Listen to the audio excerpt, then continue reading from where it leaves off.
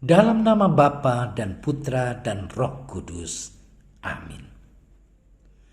Allah Bapa yang Maha Kasih, kami bersyukur kepadamu atas penyertaan-Mu dalam hidup kami. Sebentar lagi kami akan mendengarkan dan merenungkan firman-Mu. Berkatilah kami, agar kami mampu memberikan hati dan pikiran kami untuk merasakan kehadiran-Mu dan sapaan-Mu lewat sabda dan renungan hari ini. Dan semoga semuanya itu menjadi petunjuk bagi kehidupan kami dan menerangi kegelapan hati kami. Demi Kristus, Tuhan dan pengantara kami. Amin.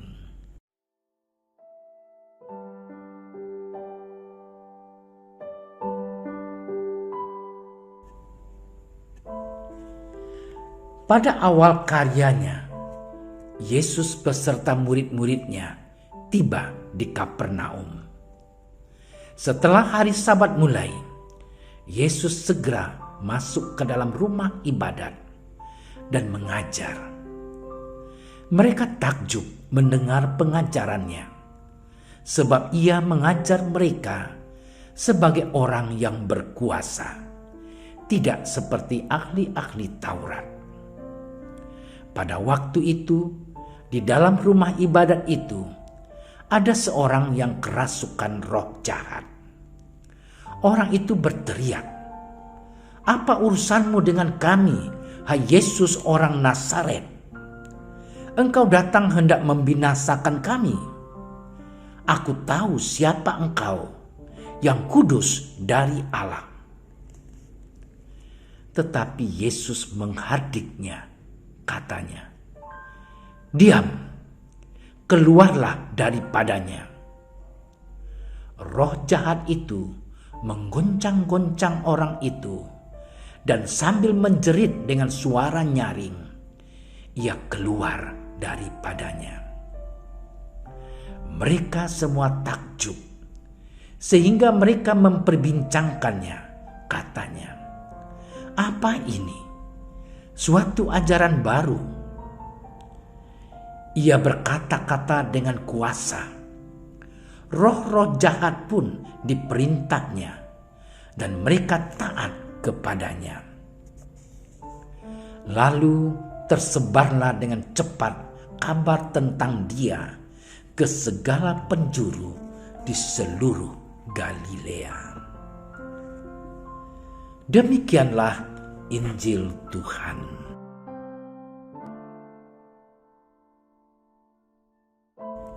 Saudara-saudariku yang terkasih di dalam Tuhan Yesus Kristus, saya selalu berdecak kagum kalau melihat Lionel Messi mengocek bola, atau Cristiano Ronaldo yang menendang bola dengan amat kencang dan masuk ke gawang.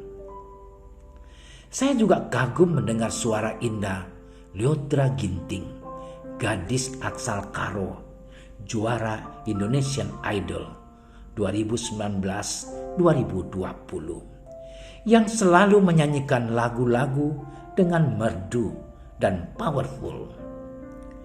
Bahkan ketika diumumkan menjadi juara Indonesian Idol, Lyodra membuat tanda salib.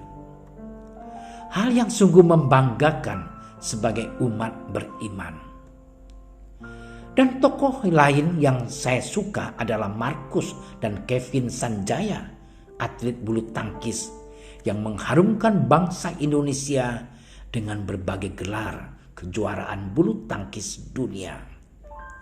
Bahkan sampai hari ini tercatat sebagai peringkat pertama BWF yang cukup lama. Hal yang membuat saya terkesan juga adalah Kevin setiap kali selesai bertanding juga selalu membuat tanda salib sebelum berjabat tangan dengan lawan mainnya, entah menang entah kalah. Saudaraku yang terkasih, mereka mempunyai karisma dalam banyak hal yang diperoleh dari kerja keras, latihan setiap hari, disiplin diri, tertib, dan berdoa kepada Tuhan. Karisma sebagai pribadi muncul karena orang mengembangkan talenta dan bakat. Rutinitas yang mereka bangun setiap hari dan setiap saat menjadi roh yang membentuk mereka menjadi pribadi yang kuat, hebat, dan tangguh. Kendati demikian, sebagai manusia mereka selalu bersikap rendah hati dan sadar bahwa keberhasilan dan kesuksesan mereka berasal dari Tuhan. Saudara-saudariku yang terkasih, hari ini kita memasuki hari Minggu biasa keempat. Dalam bacaan pertama dalam kitab Ulangan, Musa tampil sebagai seorang pemimpin karismatik yang tampil di depan bangsanya. Ia dapat menenangkan orang banyak yang mulai gelisah karena mengharapkan tampilnya seorang nabi. Maka berkatalah Musa kepada bangsanya, "Seorang nabi sama seperti aku akan dibangkitkan bagimu, bagi Tuhan Allahmu, dari tengah-tengahmu dan dari antara saudara-saudaramu." Nabi ini menjadi penghubung mereka dengan Allah yang disembahnya. Saudaraku yang terkasih, demikian juga dalam bacaan Injil hari ini. Yesus juga tampil sebagai orang yang berwibawa di hadapan orang-orang yang berada di bait Allah. Roh jahat pun tunduk kepadanya.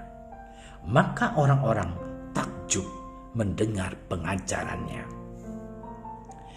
Para saudara-saudariku yang terkasih, kita juga takjub melihat dan mendengar kisah Yesus dan karyanya yang luar biasa. Tetapi untuk kita renungkan, apakah kita hanya berhenti pada kekaguman dan ketakjuban semata? Atau rasa takjub itu menggerakkan sesuatu sehingga kita berani berbuat dan berani menjadi saksinya di tengah dunia? Adalah sebuah kisah seorang yang mempunyai jiwa besar, ambisi, serta cita-cita ingin mengubah dunia. Tetapi setelah berjuang bertahun-tahun, dia merasa gagal. Kemudian ia bercita-cita ingin mengubah negaranya. Dia berpikir bahwa negara itu harus berubah menjadi lebih baik, maju, dan modern. Dia berjuang dan akhirnya merasa diri bahwa dia tidak sanggup mengubah negaranya. Kemudian dia menurunkan niatnya. Dia ingin mengubah suku dan daerahnya. Hal yang sama terjadi. Suku dan daerahnya juga sulit berubah menjadi lebih baik. Akhirnya dia pun bercita-cita ingin mengubah seluruh anggota keluarganya. Kendati demikian, toh juga dia merasa gagal dan tidak mampu mengubah keluarganya. Akhirnya dia merasa sudah semakin lanjut usia dan tidak banyak lagi waktu dan kesempatan yang mampu yang ia cita-citakan. Akhirnya Dia hanya ingin mengubah dirinya sendiri ke arah yang lebih baik. Dengan mengubah dirinya, ternyata orang-orang di sekitarnya juga ikut berubah ke arah yang lebih baik dan semakin meluas bagi orang-orang di sekitarnya. Para saudara dan saudari yang terkasih, 3 hal yang dapat kita renungkan hari ini. Pertama, kita masing-masing mempunyai talenta, karisma yang dianugerahkan kepada kita masing-masing. Karisma itu dapat semakin berkembang kalau orang disiplin diri, kerja keras, dan berjuang dalam ketekunan hidup sehari-hari. Pertanyaannya adalah, apakah kita mengembangkan karisma itu untuk memuliakan Tuhan dan pelayanan kepada sesama, ataukah hanya demi membangun popularitas di diri sendiri? Kedua, kita takjub dan kagum akan kisah-kisah Yesus yang kita dengarkan dalam bacaan Injil.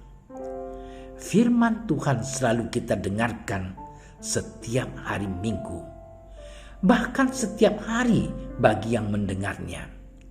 Dan setiap akhir Injil seorang imam akan berkata, "Berbahagialah orang yang mendengarkan sabda Tuhan dan tekun melaksanakannya." Dan kita umat beriman mendengarkan sabda Tuhan, tetapi untuk bisa berbahagia perlu ditambah dengan tekun melaksanakan dalam hidup sehari-hari. Apakah firman Tuhan dalam kitab suci mengubah perilaku kita menjadi lebih baik atau tidak?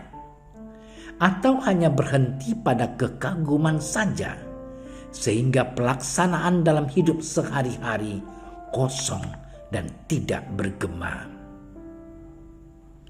Ketiga, perubahan itu dimulai dari diri sendiri, supaya kita mampu mengubah orang lain dan orang-orang di sekitar kita.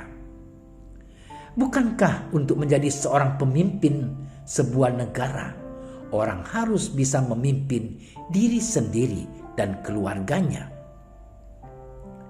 Kita dipanggil untuk menjadi agent of change, pelaku perubahan. Perubahan dan pembaharuan kita butuhkan dalam banyak hal, dan itu semuanya dimulai dari diri sendiri. Pertanyaan untuk kita renungkan, apakah yang telah aku perbaharui dalam hidupku? Setelah mendengarkan sabda Tuhan, apakah firman-Nya memiliki daya ubah dan daya gerak? Ataukah berlalu begitu saja tanpa bekas? Marilah kita mohon rahmat Tuhan agar kita menjadi pelaku-pelaku perubahan di zaman milenial ini, sehingga kita dapat menjadi pembawa damai bagi dunia. Bila terjadi kebencian, kita membawa cinta kasih. Bila terjadi penghinaan, kita membawa pengampunan. Bila terjadi perselisihan, kita membawa kerukunan. Bila terjadi kecemasan, kita membawa harapan, dan lain-lain. Semoga rahmat Allah melimpah bagi kita semua dan Anda semua yang telah mendengarkan renungan ini, beserta seluruh keluarga dimanapun Anda berada. Tuhan memberkati. Dalam nama Bapa dan Putra dan Roh Kudus. Amin. Terima kasih sudah menyaksikan renungan hari ini. Jangan lupa like, subscribe, dan aktifkan tombol loncengnya agar Anda yang pertama mendapatkan notifikasi updatean renungan harian dari Komsos Keuskupan Padang. Dan bagikan ke sosial media agar saudara-saudara kita dapat mendengarkan dan merenungkan firman Tuhan.